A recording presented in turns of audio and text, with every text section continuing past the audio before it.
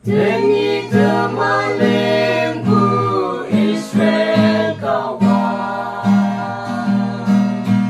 Kado quang asay no punang yaman, Temade ng tetoku ng ayayan, Kado yamay kuwang yaman ng ating tempat.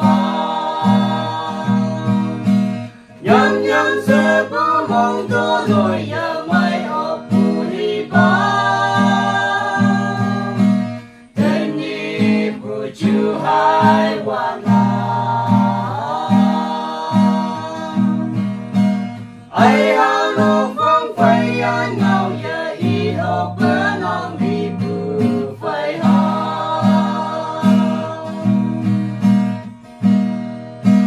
Có đủ như ấy yên trên hạ cao quang dòng mơ.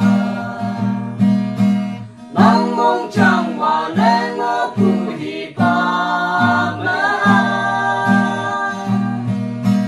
Một xe nắng cà ri e si tin hậu mà.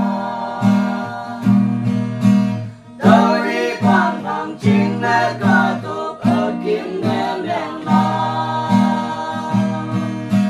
Nhâm nhâm sẽ có mong cho rồi giờ mày học phù hi ba. Tên nhi phù chú hai hoa na. Ai hao nô phong phây anh ngào giờ y học bữa nong đi phù phây ha.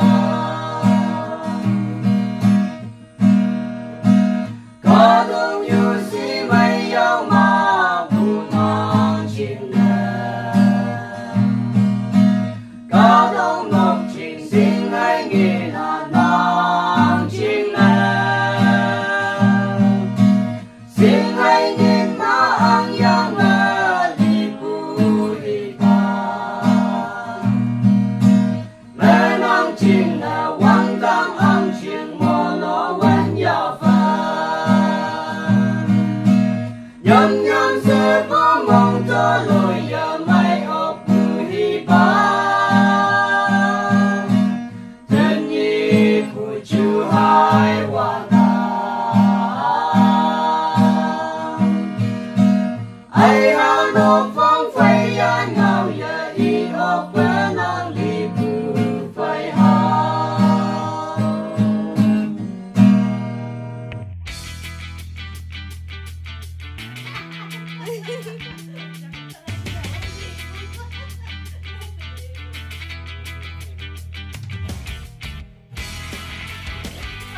Hehehe